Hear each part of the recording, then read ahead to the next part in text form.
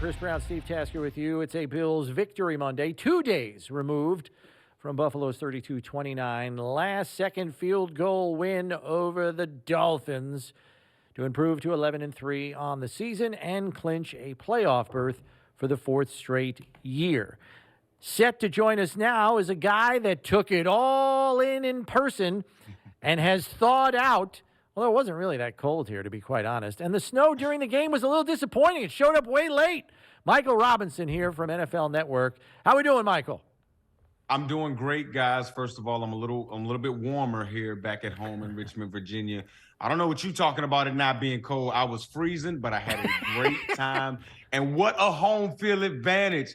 Forget what the referee said. I love the snowballs. I love it all, man. It was awesome. And to see Bills fans with just hats on, no shirts, all of that.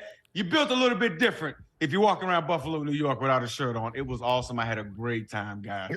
I thought one of the things that I took away from that was that the Dolphins aren't going anywhere. I mean, they're a playoff caliber team, but that's the rivalry that was so strong during my games, or my time with the team and the years subsequent to that. This rivalry between the Dolphins and Bills looks like it's going to be around for a while. Yeah, it does look like it's going to be around for a while. And as we're talking about the snow and, the number one seed and trying to get home field advantage and just that exciting environment, like, to me, what a home field advantage. I think I put a video out there on Instagram early Saturday morning just talking about the cold, talking about the snow. People talk about going to Miami, right, week 3, right, and they put the visitors a bench right in the sun. It's built that way, right? What a home field advantage. It's all good, right? Guys go down there, get cramps. It's a home field advantage for the Miami Dolphins. As soon as I got into the stadium and we saw our set right there in Buffalo, I looked into the stands and there was snow on the seats. And I looked around, I looked at Steve Smith. I talked to Steve Smith and MJD, and I said, bro, if they're not going to clear the seats, I mean, there's going to be some snowballs being thrown, man. Look, I ain't going to lie to you guys. I know that the refs got upset with it, but I was okay with it, man. I ain't going to even lie. That's a home field advantage. If you're not going to clear the seats, snow got to go somewhere. Yeah, and they've been doing that for decades, because I remember Mike Ditka when he was coaching the Bears getting hit in an ear hole with a snowball when he was coaching the Bears. So they've been doing that for quite a while. Speaking of one Steve Smith, Mike Rob, there was a little bit of incident is a strong word, a little bit of a back and forth between you and Steve after he put his hands on you. What exactly was going on that NFL Network set? Yeah, man, Steve's my guy. I love my OG, Steve Smith, man. But sometimes he gets a little excited. We're getting into a debate, and sometimes he doesn't use his words all the way, and he kind of like pushed me in my head, like, "Yeah, man, you're the reason we out here in all this snow." And it just hit me like, "Whoa, did somebody just put their hands up against my head?" It's all good. I just had to let him know, man, that ain't gonna be good if we do that again. But it's all good. It was all fun and games. But at the end of the day, man. When you're out there on when you're on the television set and people see us and that red dot comes on, there is no script. We're live, and sometimes things get down like that.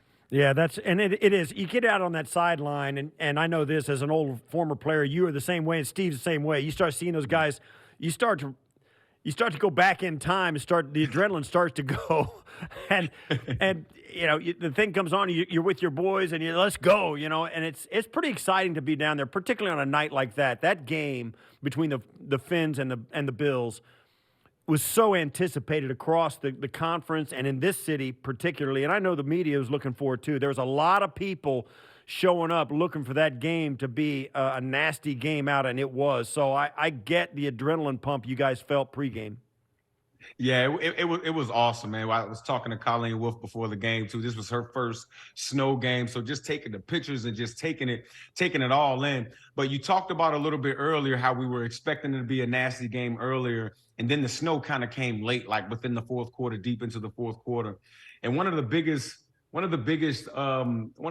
things that I saw just watching this game, when the snow started coming down harder, one offense stayed operating just like it was sunny outside. You didn't see any difference. And that was the Buffalo Bills offense, because you got that man with that bazooka of a right arm in Josh Allen. And by the way, Josh Allen was awesome in our post-game interview. It was awesome. He was awesome when I did the interview last week as well. But the Buffalo Bills offense, they just did what they did. The Miami Dolphins offense had to do some different things to get the ball downfield. They had to kind of, from a formation, from a shift standpoint, they had to try to fool the Buffalo Bills defense. And so to me, it came down to the abilities of the quarterback. And I know we've talked about ad nauseum earlier in the season how Tua Tagovailoa came in this season with some issues, and that, and then over the last first few months of the season, he was balling out, he was doing his thing. But at the end of the day, if you don't have an arm, a strong arm like a Josh Allen, if you don't have the physical abilities like a Josh Allen or Patrick Mahomes, or Jalen Hurts, or some of the primetime quarterbacks in the National Football League, when you get into weather, when you get into January and February, which you're going to have to encounter some weather unless you get the number 1 seed, if you don't have one of those guys with those great abilities, it's going to be tough to win games in the National Football League. All right, so you referenced how you spoke to Josh after the game. You also mentioned how you had a sit-down prior. What was something you took away from your sit-down with Josh that maybe you didn't know about him prior to speaking with him? Well, obviously you think that like all franchise quarterbacks have to have that, that it factor, that franchise, that, I don't know, kind of that presence about them, right? You think that, and I assumed, and I had met Josh before, but just seeing him come, he got onto the camera, sat down, and was like, and the first thing he said was, "Mike Rob," and it was just like, whoa, you know what I mean? It was like we were boys. It was like he understood like, yo, you've been out here pushing the brand. You've been out here, Bills Mafia, all of those things. You're one of us. And he kind of accepted me that way. And to me, that's a sign of a franchise quarterback. That's a sign of a franchise quarterback that's very conscious of the moment. He knows exactly kind of what's going on. And even in the post-game set when, I praised about those snowballs, but they were throwing snowballs at the set too. And I think some of the fans were just doing it just to kind of be funny. And Josh stood up like right before we came back on camera, was like, "Guys, stop. That can't happen no more." And the snowball stopped. And I think there was a Miami Dolphins fan that threw a snowball. And Josh said, "Get him out of here." Like he directed the entire he directed all of the fans. It was like he was the orchestrator of all this energy coming out of Buffalo. He's one of those guys, man. And I know you guys have heard me say it before. He's one of those guys, one of the 5 or 6 individuals walking this planet that can will a team to a win with just the abilities that he possesses, his eyes, his arms, his legs. And then he had the nerve to sign some Josh Jacks for me. Guys, I mean, it doesn't have any cereal in it right now. You know what I mean? And my kids are going to eat it. But at the end of the day, to give me this, I'm going to get this thing put on up in my man cave here a little bit later on today. But yeah, one of the things I learned is just that, the dude is a franchise quarterback. I think the Buffalo Bills are in good hands for the next 20 years. Well, you think about this. Let me give you some stats about the Bills. Their last 20 football games, going back into last season, they're 16-4 in their last 20 games. Their 4 losses. One was the 6-point overtime loss to Kansas City Chiefs in last year's divisional round playoffs. Mm-hmm. Then they had a 2-point loss at Miami. They had a 3-point loss to the Jets and a 3-point loss at home in overtime to the Minnesota Vikings. They're a hard team to beat. That doesn't mean, and their last 5 games have been 1-score games, and they're 4-0 in their last 4 1-score games. They're a pretty hard team to beat, and they're coming down 3 games left in the regular season. They're in the 1 seed for a reason, and even though these games haven't been pretty all the time, and it looks like they haven't been hitting on all cylinders at times, they've got guys injured, they are still 16-4 over their last 20, with 3 of those 4 losses coming by 3 points or less. What does that say about where they're at right now going forward? And I know I give a lot of praise to this man on this show, but it's Brandon Beane, guys. It's the guy who goes shopping for the groceries, so to speak, for the players. It's the guy who brings in high character guys. It's the guy that it's the guy that brought in the players who can survive all of their secondary being out at one point. Everybody was hurt at one point during this season. And to have the depth to be able to survive that, to have the waves of rushers to be able to get after the quarterback. To understand that you needed you needed a guy in Von Miller, and so you go out in the offseason, you go get him. Oh, and Von Miller gets hurt. And you still survive that. You still go out there. You still are able to get after the quarterback. I thought Gregory Rousseau. I thought Daquan Jones, Ed Oliver. I saw those guys walking the field before the game. Those guys gave us some love before the game. But I thought they showed up. They moved the line of scrimmage. And I thought Leslie Frazier always calls a great game. Sometimes I get a little upset with that two safety high all the time. You know what I mean? I don't like giving up the space in the run game. But at the end of the day, Leslie Frazier understands we're going to bend but don't break.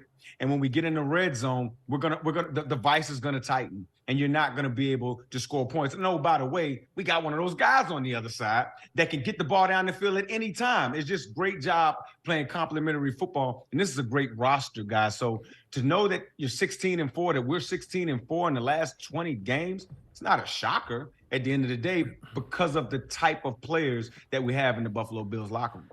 All right, so let's flip it over to the offensive side. You already mentioned, some of Josh's exploits. I thought this week was the first time in about a month that we saw him zipping some downfield throws more than he had, and whether that was a byproduct of the elbow injury, we may never know, but it was encouraging to see that. I was even more encouraged to see the execution in the red zone. They go 4 for 4. They would have been 5 for 5 if they didn't kick the thing at the end. Because Singletary gave himself up on his way to the end zone wisely to have them burn their last time out. Josh Allen, after the game, referenced Ken Dorsey and his plan to change things up in the red zone. He had a whole new script of plays for the red zone this week. Maybe it's because you're playing a team for the second time, division opponent. Mm-hmm. They know you, all of that. But the execution was on point down there, too. And in the last 4 games now, Mike, the Bills are 11 for 13 in the red zone. Are they picking up steam at just the right time here? Absolutely, man. You want to be building steam. You want to be building momentum going into the playoffs. You don't want to be plateauing, and that's exactly what this Bills offense is doing in terms of the red zone, a part of this offense. And I thought Ken Dorsey, the play caller for the Buffalo Bills, did a great job this past game. Again, he was taking his walk pregame, got a chance to talk to him just a little bit. But I thought he did a great job of using Stephon Diggs as the chess piece. I just finished watching the All-22 for the second time. And in the red zone, you use the fact that defenses are going to identify where Stephon Diggs is. They're going to say, okay, where is that guy? We got to make sure. Definitely we got one set of eyes on him, but probably another set of eyes. And if that other set of eyes has another key, maybe stay on Stephon Diggs a little bit longer. And I thought Ken Dorsey did a great job, again, using Stephon Diggs as that coverage dictator, right? You put him out there, you see how the defense is going to respond to him. That last touchdown to Dawson Knox, kind of that little 7 route that Josh threw to him, through an absolutely beautiful pass.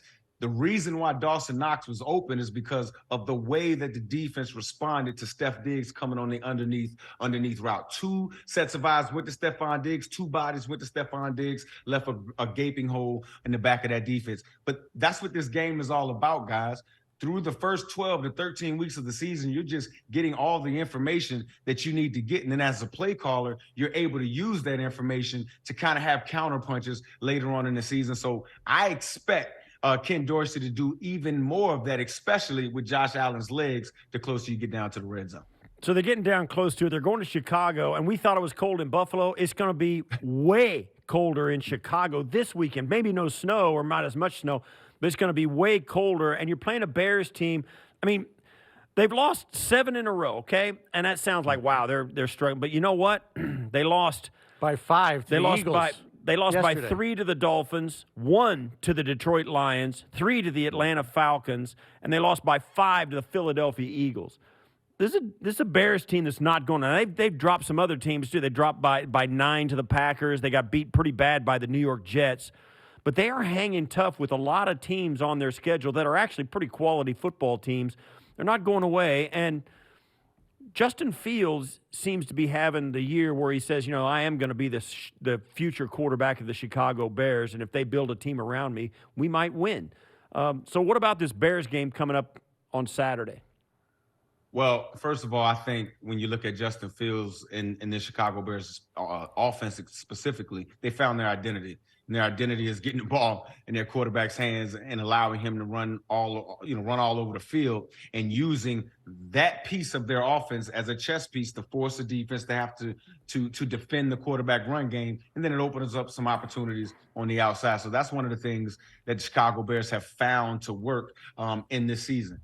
Number two, Justin Fields' running ability. I didn't think he would have this type of running ability in the National Football League. I knew he had movement ability, but I don't look at Justin Fields as a runner. I look at him as a passer with special running ability. And right now, I think they're just using his legs and using that running ability to generate offense and make the playmakers on the outside get an opportunity to get one-on-one.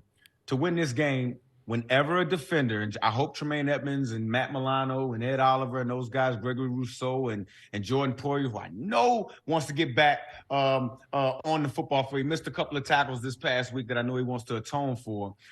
Whenever they get hands on Justin Fields, he has to feel that he has been tackled by one of the top defenses in the National Football League. And look, guys, I'm not saying hurt anybody. Look, I was a former player. I don't want any injuries, anything like that. But there is a competitive thing to this. There's a competitive nature to this. And if a quarterback wants to go out there and run the football, as much as Justin Fields runs the football, and as much as his offense leans on him running the football, when he gets hit, when you touch him, he has to feel it. And again, the reason why I don't think he's a true runner with the football is that when he did get hurt a little bit earlier, it was just one of those he tripped, kind of fell a little bit wrong, and he had a little bit of a shoulder injury. Real runners don't always fall that way and get hurt. So at the end of the day, hit Justin Fields, get some turnovers. I think we win the game pretty easily. Yeah, Chicago very quietly is the number one rushing team in football, and it's due in part to Fields' rushing exploits. And as Steve mentioned, National Weather Service in Chicago, Saturday, potential blizzard conditions, Thursday into Friday, and then on Saturday, winds 25 to 35 miles per hour sustained with wind gusts possibly higher. It's the wind more than the cold, but we may have two quarterbacks running all over the yard on Saturday. I know the Bills are 6th in defending the run. Chicago, not so great, 27th. We might have two quarterbacks over 100 rushing yards on Saturday, Mike. We might have two quarterbacks over 100 rushing yards, but I'd be upset if Josh Allen went over 100 rushing yards because I don't want to see him running it that much.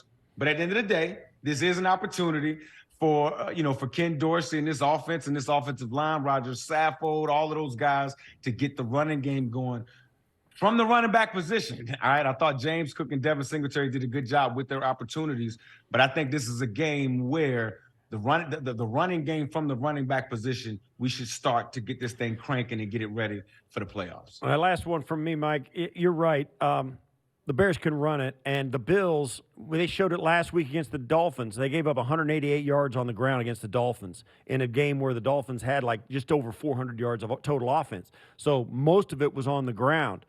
You're playing a Bears team that can run it. They're good at it. But the Bills don't come out of their nickel defense for anybody. This game, you're playing a team that's number 1 running it and 32 passing it. Is it time for A.J. Klein? Yeah, maybe this is a game where you go in against go to the analytics and you say, okay, we're gonna throw everybody's analytics off because in this game we're gonna go 100% 3 linebackers and invite them to try and beat us through the air. With A.J. Klein on the field, 3 linebackers on the field instead of Taron Johnson. It may be a chance for the Bills to get outside that box. But then, in my opinion, ain't nothing broke about their defense. I don't know why you'd have to do that, right? So it's a tough call. That's how I feel, bro. That's exactly how I feel. And I agree with you from a mental standpoint, from a football IQ standpoint. This team doesn't throw it too much. You look at what the Miami Dolphins and Coach McDaniel and that run game tried to do. Most of those big-time runs were weak runs, running right to number 7, right to Taron Johnson. It's a smart play. What I'm saying? And don't get me wrong, he does a great job playing the run with his size and all of that. Does a great job with all the motions and shifts. But, yeah, this might be an opportunity where you think about 3 linebackers, but it's tough because he plays the run so well. And this defense – with all this nickel, plays the run pretty well. I just think it comes down to, again, Daquan Jones, Ed Oliver, those guys in the inside, those defensive tackles. If they can penetrate and be playmakers against those double teams of the run game of the Chicago Bears, and not just put out arm tackles, but actually bring the back down, I don't think it's going to matter whether we're in nickel or base. It's going to start with those defensive tackles in the middle of that defense. All right, Mike, thanks as always. Good to catch up with you. We're glad you enjoyed your time in Buffalo this past weekend. We will catch up with you next week. Thank you, guys. And before I let you guys go, I have to say thank you to Bills Mafia. Like, everywhere I went, all up and down Chippewa, I was at the Westin downtown. Everywhere I went, I'm not a Hall of Famer, guys, but everywhere I went, somebody knew who real Mike Rob was. I didn't buy coffee all week. Thank you, guys, man. This is one of the best fan bases in all of football. I appreciate you guys. See you guys next week.